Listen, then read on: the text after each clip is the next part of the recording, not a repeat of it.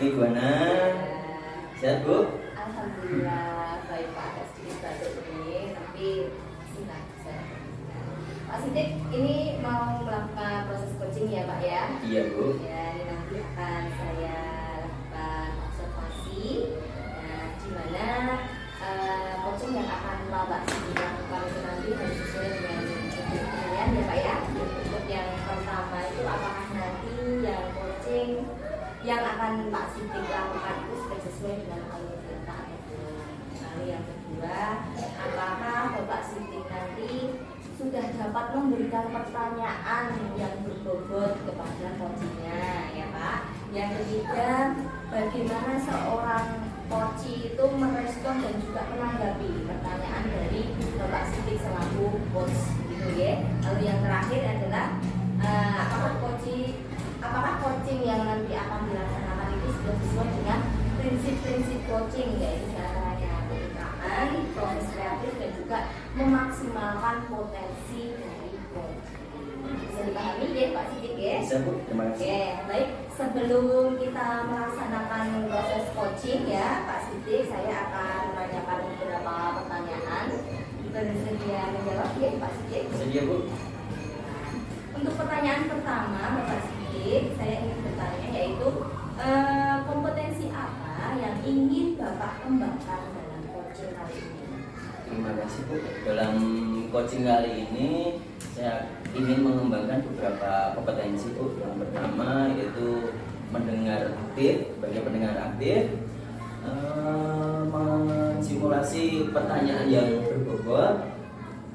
Terus yang selanjutnya pasti dengan memunculkan kehadiran penuh. Iya Bu. Terus saya ingin melaksanakan coaching ini dengan alur cerita. Oke, baik sekali. Terima kasih Pak Sidik. Untuk pertanyaan selanjutnya, kira-kira ada nggak Pak ini kompetensi khusus atau spesifik yang ingin Pak Sidik istilahnya tingkatkan lagi di proses coaching kali ini Pak? Iya Bu, pasti ada ya Bu ya. Saya ingin menjadi coach itu yang mengembangkan kompetensi sebagai pendengar aktif Bu. Tapi mendengarkan aktif ketika coach menyampaikan keluh kesahnya. Selain itu saya juga ingin membuat pertanyaan yang lebih berbobot Bu. Sehingga nanti proses coaching ini coaching bisa menyampaikan unek-unek secara rileks dan menemukan solusinya. Oke, baik. Saya ulangi kembali ya Bapak, untuk kompetensi yang akan saya observasi dan Pak Sidik sudah memilih tadi ya secara spesifik, yaitu terkait dengan mendengarkan secara aktif dan juga mengajukan pertanyaan yang seperti itu ya Pak Sidik. Iya Bu. Oke, baik, yang terakhir nih Pak Sidik, indikator atau hal apa yang diinginkan dalam proses coaching kali ini? Harapannya Pak Sidik. Iya Bu. Yang pertama itu untuk saya sendiri Bu ya, semoga saya dapat melaksanakan coaching ini dengan baik sesuai dengan alur cerita Bu. Itu yang pertama. Yang kedua, agar saya juga bisa membimbing, membersamai proses coaching ini sehingga coach saya bisa menemukan solusi-solusi mandiri seperti itu. Oke, baik. Berarti ada dua indikator ya Pak yang ingin dicapai dari proses coaching ini, yaitu yang pertama melaksanakan proses coaching sesuai dengan alur cerita, lalu yang kedua dapat membimbing coaching untuk menemukan solusi dari permasalahannya. Iya. Oke, baik Pak Sidik, sampai di sini saja wawancara pra observasi yang kita laksanakan. Semoga untuk bisa dilaksanakan coachingnya semoga berjalan dengan lancar. Amin amin amin. Terima kasih Bu. Iya, sami-sami.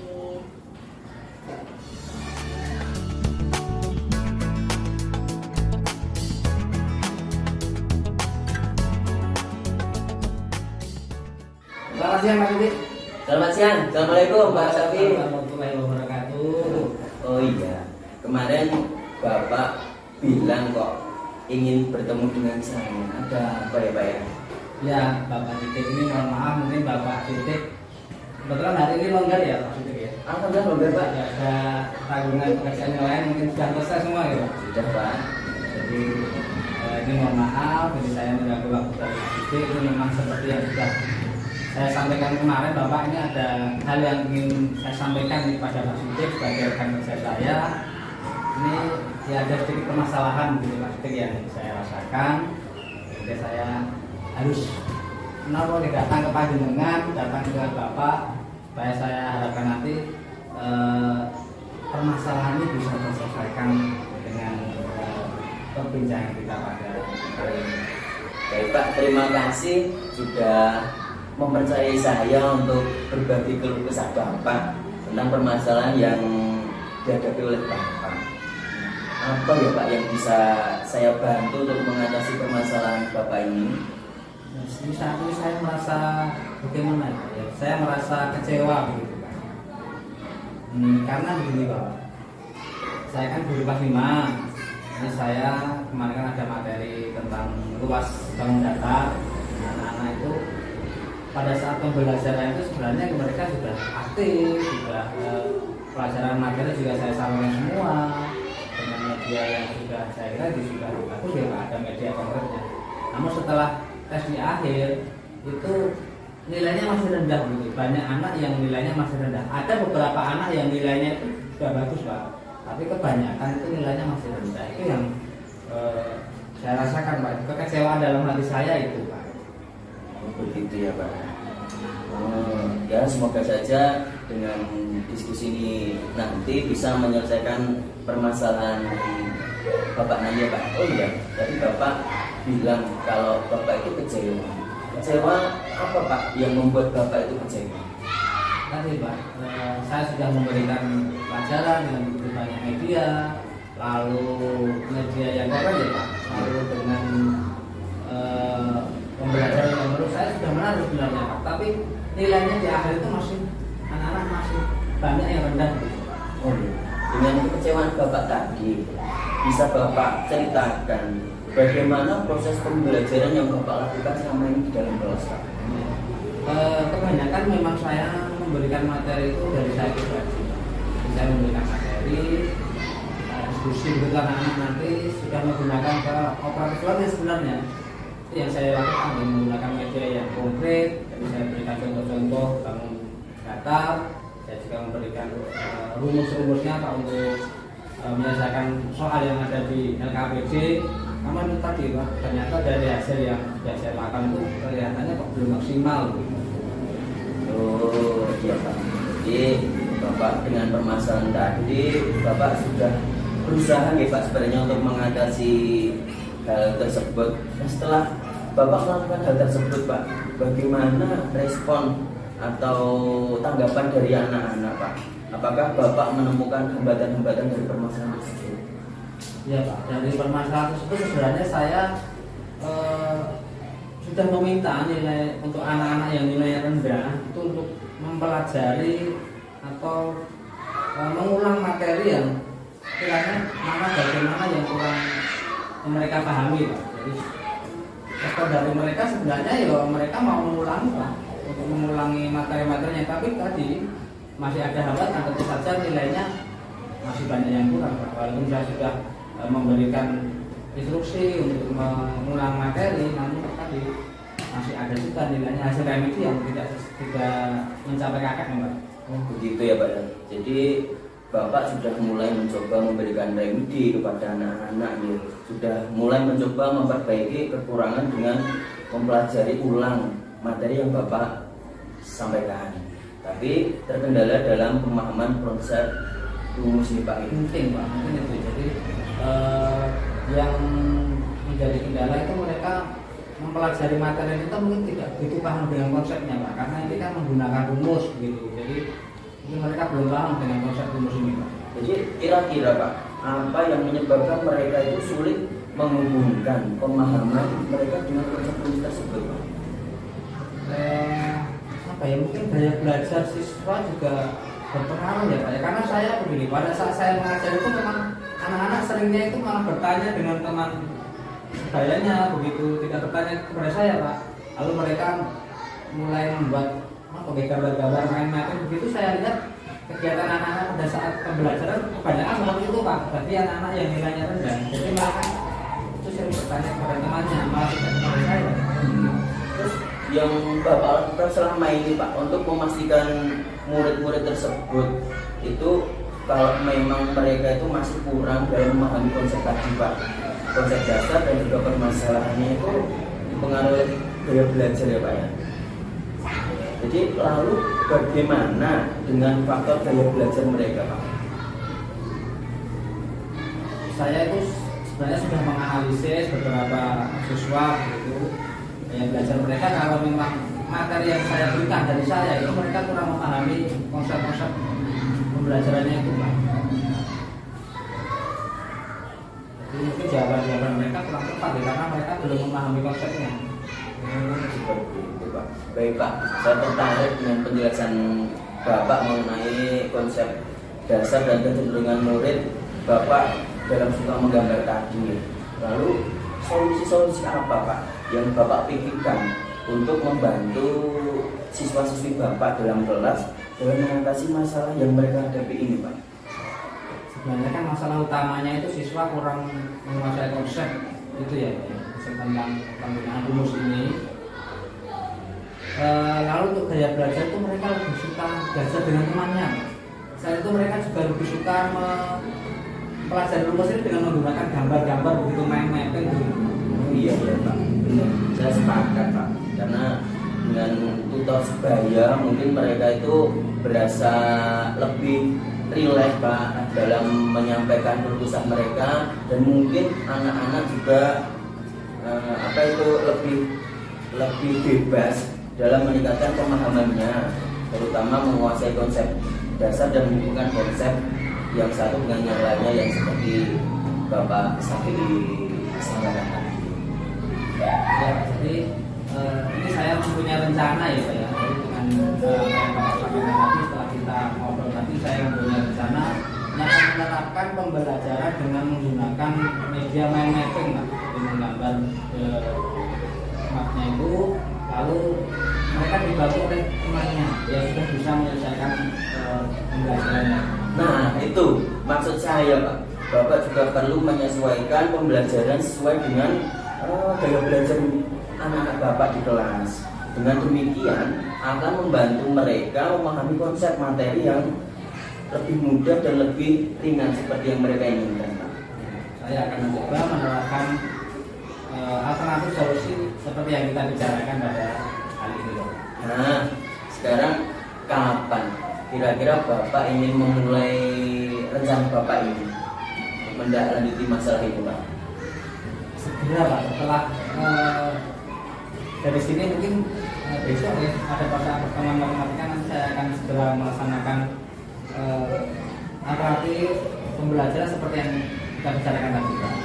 Nah, kira-kira apa yang akan Bapak persiapkan untuk menjalankan komitmen ini Pak dalam waktu yang relatif dekat ini? Tentu saja saya akan menyiapkan perangkat pembelajaran yang dapat mengakomodir kebutuhan dasar siswa, terutama materi-materi yang berkaitan dengan bangun datar ini akan saya buat lebih menantang dan berjenjang, dan juga nanti menggunakan penerapan pembelajaran tutor termasuk daya. Nah, untuk menjalankan komitmen Bapak ini, adakah Pak pihak-pihak yang ingin Bapak libatkan untuk mensukseskan dan membantu Bapak dalam mengerjakan ini Pak? Karena ini pembelajaran kolaboratif ya Pak, tadi saya sampaikan juga pembelajaran teman tutor sebaya, maka saya akan berkolaborasi dengan siswa yang sudah menguasai materi Pak. Baiklah Pak, saya sangat senang Pak, sangat senang mendengarkan komitmen yang Bapak sampaikan. Harapan saya semoga masalah ini segera terselesaikan dan siswa-siswi Bapak dapat mengoptimalkan potensinya dan mendapatkan nilai asesmen yang bagus ke depannya. Nah, dari hasil obrolan kita Pak, kira-kira apa yang bisa Bapak petik dari hasil obrolan ini Pak? Iya Pak Sidik, ingin kembali lagi saya ucapkan terima kasih karena telah meluangkan waktu hadir penuh di atas permintaan saya. Bapak sudah meluangkan waktu. Ini saya rasakan saya merasa dikuatkan Pak.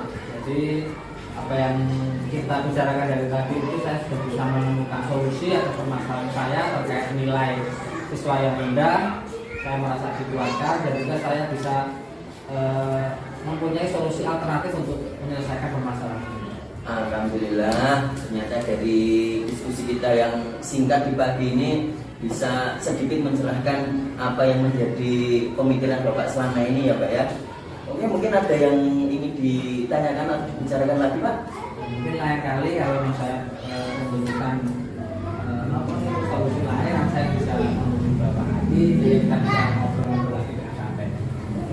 Dan silakan kembali bekerja.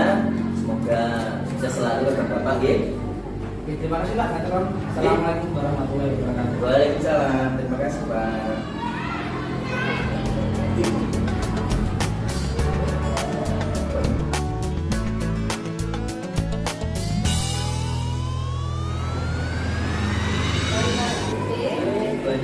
Proses coaching sudah saya amati, saya observasi. Kalau dari sini saya sudah melihat bahwa coaching yang dilakukan oleh Pak Sigit sudah sesuai dengan alur kita ya Pak ya. Itu ada tujuan, lalu mengidentifikasi apa yang ingin didapatkan oleh si coaching dan juga permasalahannya. Lalu ada juga rencana aksi dan juga bagaimana tanggung jawab ke depannya dari coaching sendiri ya Pak ya. Lalu saya melihat juga Pak Siti sudah memberikan pertanyaan-pertanyaan yang berbobot kepada coaching dan dari pihak coaching pun juga sudah dapat merespon dan juga menanggapi pertanyaan dari coach dari Pak Siti ya. Oke. Selanjutnya coaching juga sudah menerapkan prinsip-prinsip coaching, diantaranya Pak Siti juga sudah mampu membangun kemitraan dengan si coaching. Lalu Pak Siti juga ada inovasi dan juga kreatif dalam membuat pertanyaan yang berbobot dan tentunya itu pertanyaan yang terbuka ya Pak. Lalu juga Pak Sidik sudah dapat memaksimalkan potensi dari pihak psikologi. Nah dari sini saya ingin sedikit bertanya atau mungkin saya memberikan kesempatan kepada Bapak Sidik sendiri untuk bisa melakukan refleksi dari hasil coaching tadi Pak, dari Pak Sidik sendiri. Iya. Mungkin singkat saja. Terima kasih Bu. Dari coaching yang saya lakukan hari ini, saya berlatih Bu untuk menjadi pendengar yang aktif. Terus saya di sini juga berlatih sebagai mitra yang membangun komunikasi secara dua arah Bu. Jadi dalam coaching ini semoga nih bisa menjadi pelajaran buat saya khususnya sebagai guru bisa mengembangkan diri seperti itu. Baik, terima kasih sekali ya Bapak Sidik. Ini pertanyaan Pak dari saya. Kira-kira kalau saya kan sudah melihat secara global kompetensinya sudah bisa lah digunakan saat coaching ya Pak ya. Cuma ada nggak sih Pak kompetensi yang spesifik yang ingin dikembangkan lagi gitu Pak dari Pak Sidik sendiri? Iya Bu, pasti kompetensi itu dimulai dari jam terbang kita ya Bu. Saya ingin menjadi coach itu yang lebih mempunyai pertanyaan-pertanyaan yang berbobot dan membangun Bu, sehingga proses coaching ini bisa sukses. Selain itu saya pengen menjadi pendengar atau coach itu yang berhasil membawa kehadiran penuh Bu. Karena di samping tugas-tugas kita pasti juga mempunyai berbagai permasalahan sendiri ataupun di instansi. Jadi bagaimana cara saya bisa mengkondisikan diri agar hadir sepenuhnya dalam proses coaching ini Bu, seperti itu. Jadi lebih ke bagaimana menghadirkan hadir sepenuhnya Iya. dalam coaching dan juga menjadi pendengar yang baik dari pihak coachingnya ya Pak. Iya. Tentunya dengan memberikan pertanyaan-pertanyaan yang oke. Baik Bapak, kalau dari awal observasi kemarin kan Bapak sudah mencanangkan indikatornya ya Pak ya. Kira-kira indikator dari coaching yang sudah direvisi kemarin atau direncanakan sudah tercapai belum ini di proses coaching menurut Pak Siti? Menurut saya sudah Bu. Nah iya, karena tadi sudah sesuai dengan alur kita, dan Koci juga menyampaikan keluh kesahnya dan alhamdulillah sudah bisa atau mampu mencari solusinya sendiri. Oke, baik sekali. Berarti indikator yang diinginkan dari awal observasi itu dan sekarang sudah terlaksana ya Pak ya, dengan Pak Siti dapat melakukan coaching dengan alur kita dan juga membimbing Koci untuk menemukan solusi dari permasalahan. Baik, terima kasih Pak Sigit. Sampai di sini saja wawancara dari pasca observasi proses coaching. Semoga nanti kita bisa bertemu di lain hari ya Pak ya, dengan situasi yang berbeda juga boleh ya. Dan juga semangat untuk Pak Sigit lebih bisa mengembangkan rekan kerjanya lagi dengan proses